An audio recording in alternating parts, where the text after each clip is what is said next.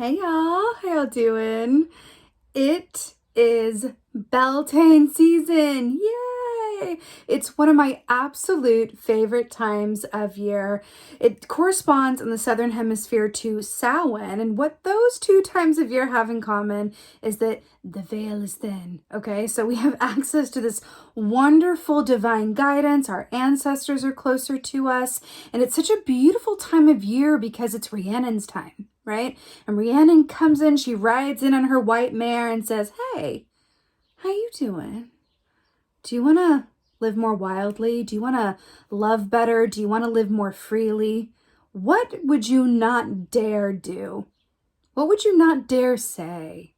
If you could remove all of your restrictions and all of your reserve, what would be left?" She comes in and begs those questions of us.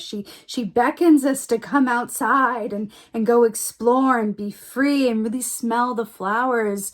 Beltane is known as the time of the blossoming, and we can really look to that energy within for ourselves in terms of how might we blossom? How might we nurture whatever seeds that are important to us, whether it be our interpersonal relationships, the work that we do, whatever our relationship to the world at large? How can we really nurture those seeds and watch them blossom within, around, and for us? It's such a beautiful time of year. So we're going to take a look at the energies at play and see how we can best work with these energies so that we can really get the most out of it and really take full advantage of Beltane season, as is our right and our privilege to do. So let's go on and see what's going on. Hey fellow Aquas, let's go ahead and see what your animal energy is for this Beltane season. What is the animal energy for Aquas? Talk to me. Ooh, very nice. Okay, so Taurus got this as well. As whale. Taurus got this as whale. Okay, I'll get on with it. So whale energy is so beautiful because it's very much about love. Now, Beltane season also is very much about love. It's the time of the blossoming. It's how we love ourselves, and how well we love ourselves is really directly and actually how well we love others, right? So the whale comes in over Beltane season, is casting this beautiful green hue over everything, and it's that heart chakra connection. So this is really wonderfully auspicious to come up for us for Beltane season. We get a heart-centric energy in the heart-centric time of the year. So perfect, brilliant, wonderful. Now, another aspect of whale energy is about our emotions. It's that Queen of Cups, right, from the Tarot. So this is about allowing our emotions not only to inform us, but to flow freely, unimpeded and unencumbered, right? There's this aspect, especially within Aquarians, we have the water bearers, right? Which means that we have access to feeling, we have access to emotions, we are deeply intuitive, but we don't necessarily love to plunge ourselves deep in the water like that, right? It's not our most natural state of being. We have to come up for oxygen pretty frequently, right, as air signs. But there's something about the whale that says, but perhaps if you stayed in the water, if you stayed in those emotional depths just longer than you felt comfortable, you would find that you can actually breathe pretty well down there in the depths of the watery sea, right? Something about that. I feel like we're being invited to step into that heart watery depths a little bit more than we might normally be comfortable with, but I feel like there's hidden treasure in there. So I feel like that's what we're, looking at here. Let's go ahead and see what's going on for Beltane. Let's see what's going on for Beltane. Ooh! Hello and goodbye and hello again. 2 for 1, and I'm so here for it. And oh my God, I have the shivies already. 5 of Keys, wishes fulfilled. Now, talk to me and testify. Were we not just talking about hidden treasure at the bottom of the ocean? And then we have wishes fulfilled here. I'm so here for it. I mean, this is quite literally what it says and looks like. This is wishes fulfilled. These are things coming to you. This is harvest time. This is a plentiful bounty. Now, why I'm especially obsessed with this for Beltane season, May into June in the Northern Hemisphere, is because this is the time of the blossoming. Like I said, look at those flowers here. This is when everything is blooming and coming out, and we're being invited to literally go outside and really take in the sun, take in the fresh air, really allow ourselves to really follow our hearts, follow our points of passion, right? Beltane is also the fertility season, and then we have all of this ripe fruit. Hello, grapes and oranges and bottles of wine and cakes, and oh my, it's really a plethora, right, of things to be enjoyed. And I feel like that's another aspect of this. We could take this as wishes fulfilled, literally, and say, yes, there's going to be points, that things coming to you during this time that you are definitely happy to receive and have wished for, maybe even unconsciously wished for as well. Like, I didn't even know I wanted that, but then I got it, and I'm here for it, right? But I feel like there's also an aspect to this as well that says this is a time to enjoy yourself, to really allow yourself to take part in and derive pleasure from those aspects of the human experience that are more tactile, right? Good food, good drink, nature, good relationships, love, laughter, community, all of those physicalized things that are part of being incarnated into a human body. As Aquarians, no shade all tea, but as Aquarians, we can kind of stay up in the upper head chakras, and it's all very, thought-based and intellectual. And I feel like this is bringing us right back down to earth and saying, okay, but this is a time to really let loose and enjoy yourself and really follow your points of pleasure, which is brilliant. I mean, hello, sign me up, right? Now, I'm really excited about this. So this is caught in the runes, right? But we got it in reverse, which is brilliant. So caught in the runes in the upright this is very much like 8 of Swords, where we're caught in the trappings of our own mind and experience, and we don't even see that there's a very easy way out of here. We're repeating old patterns. We're stuck in negative, thoughts. We are, in those karmic trenches. We can't see, the bigger picture to something. Our perspective is lost.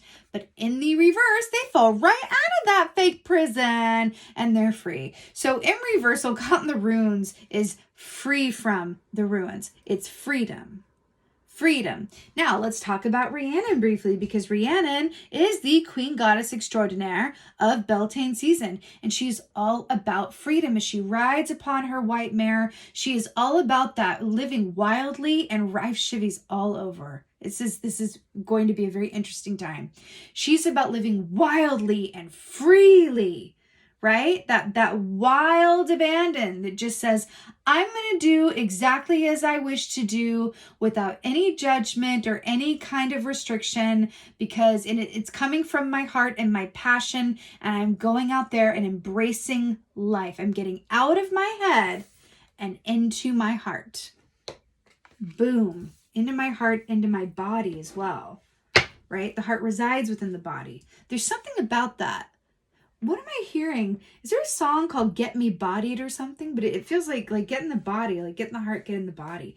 Embodiment. That's beautiful. Oh, and of course, there's got to be some medicine to go with the sugar now. Don't you know? That's what it is. So 4 of Roses, views of the ego. But of course, so this is interesting. First of all, the fact that we have roses here. Rose is the emblem for Beltane season. So I like that that's coming up for here. But this is an aspect of, the thorn, right?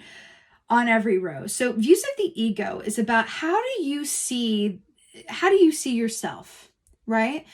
How you see yourself, right? It directly affects how you see others, right? Have you ever heard that saying of like how your judgment of me is really a reflection of you? It's really, really very much true. What you think of others, you think about yourself. And it's true. Usually when people rub us the wrong way, or we just don't like someone or whatever have you, it's more often than not, there's something in them that is mirroring back to you aspects of yourself that you find less than desirable. And it's really interesting that this is coming up for Beltane season, because Rhiannon, the energy of Rhiannon, asks us to love every aspect of ourselves equally. Not just the fun bits, not just the beautiful bits, not just the witty bits or the smart bits or the whatever bits. It's all of the bits. can you love and accept and embrace and promote and celebrate all of you? Right? There's something in that, because if we are able to do that, if we're able to set that intention and promote that reality for ourselves, we are going to be able to love better, love others better, love our work more, love our relationships, love this embodied incarnation, love life, all of those things. All of those things. But there's something here that wants to be fully incorporated into the experience here. And I do feel like it's an aspect of, yourself. It's an aspect of yourself. And I feel like there's something here about an aspect of self that it feels like a bit of a judge or a critic. Everyone has a judge or a critic in their minds. And you can do even a meditation where, as you hear that voice of the judge or the critic, the first step is to notice it and call it out. It can help to give it a name or even unmask it, right? So oftentimes the voice of our judge or critic is someone from our childhood who was a harsh judge or critic, right? So that can be mom, dad, a teacher, a neighbor, whoever, someone who kind of had that, influence of rigidity, the opposite of love energy, where it was just like really harsh, really judgmental, that was really coming from them, but they projected it onto you. I feel like you're being asked to unmask and reveal that inner judging critic, and then break that mirror and free the spirit, honey. Because first it's about being willing to look at it and see it. And that is the freedom and the access to the wild, abandoned, and radical living and love-based reality that Rhiannon wants to invite us towards for Beltane season, right? All within the heart scope, right? It's really, really beautiful. Let's go ahead and get some advice. But all of this is working together, y'all. Wish fulfillment, being free from, the rooms that we create within for ourselves, restricted vision, limited thinking, the opposite of love, right? This is fear, right? This is freeing ourselves from fear in some way, shape, or form. Now, what kills love? Fear. Fear is the love killer. Right? So there's something in this with the views of the ego, that fear embodied, where we're being asked to just break that mirror and release that spirit, right? But it's not releasing it as in getting rid of it. It's releasing it as in calling it into the light and fully incorporating it into our active experience, welcoming it with full acceptance and saying, oh, hey, that harsh judge, that inner critic, let me unmask that. Who is that? What does the voice sound like? Oh my God, it sounds like my mother. Oh my goodness, it sounds like my mother. Okay, let me look at that. Let me love that. Let me love that. Let me love that. I love you, harsh judge. I love you, inner critic. I love you, that part of me that says that I can't do this, or that people are going to hate this, or that, whatever happens. I love you. Thank you. I appreciate that you're trying to keep me safe. I don't need it. But thank you for what you're trying to do. I incorporate you in. I have shivers. I feel a wave of emotion coming forward, which is very much whale energy. So I feel like this is going to be very freeing. Absolutely. Let's get some advice. Hello and goodbye. Hello and goodbye and hello again. 4 of Wands is the advice. Stop. 4 of Roses, 4 of Wands. Do you understand and know what this is? This is so beautiful. First of all, we have cake and cupcakes and tea and apples. And we were talking about having that fully embodied experience and really allowing yourself to enjoy. And also tell me that these aren't kind of like maypoles with the flower ribbons wrapped around. That this is so, so beautiful. It's so Beltane with the pink and the red and everything. It's really, really lovely. So this is your advice. This is about really celebrating. This is about being in your own body and experience in a way where you are just so grateful for every part of it. The parts that are beautiful and you want to show to others, and the parts that you keep hidden or that lie within the subconscious, the parts that are not as nice to look at. This is about celebrating all of your experience and allowing yourself to really fully enjoy and celebrate everything that you are. And within this is your own wish fulfillment and personal freedom. It's absolutely brilliant. I'm so here for it. Let's get a oracle. I'm feeling the divine feathered messenger, because why not? I'm so here for this, Aquarius. I love Beltane season. Ooh, I love this. Okay, let's talk. Ooh, it's on the bottom here. Okay, I feel like these are both. Okay, so we're going to start with the loon here.